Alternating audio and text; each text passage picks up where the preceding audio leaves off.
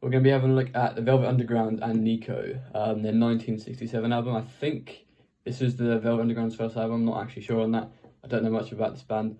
But yeah, I think it had a very experimental sound for the time.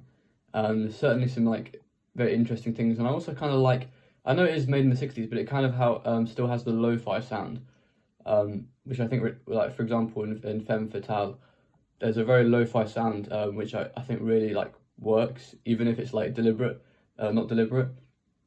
I don't know, word choice there, but you know, I do some. There were some pretty good standout tracks on this, like Sunday Morning, Femme Fatale, Venus and Furs, Heroin, I'll Be a Mirror. There's lots of standout tracks on here, which kind of like make the album, to be honest, because I think the songs in between, like I'm not that mad for. Like Run Run pretty good. I'm not all that about Ultimost Party. It's not all about the last couple, so I don't think they kind of have like they have a place, but I think they do kind of bring down the overall album a little bit.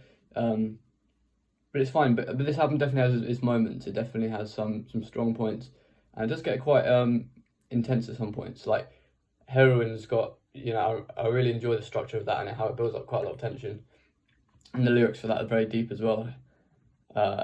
Yeah, I really enjoyed the lyrics on Heroin. So yeah, the first impressions. I mean, I already knew most of the songs when I started listening to this album, and I kind of noticed it for that, and kind of didn't really care for the songs in between. So yeah, that is this album. Very solid album. I love the art as well. It's very iconic.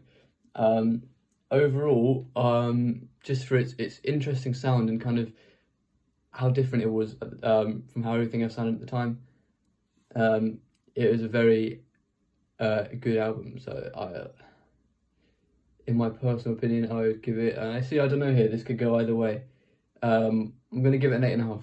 8.5 out of 10.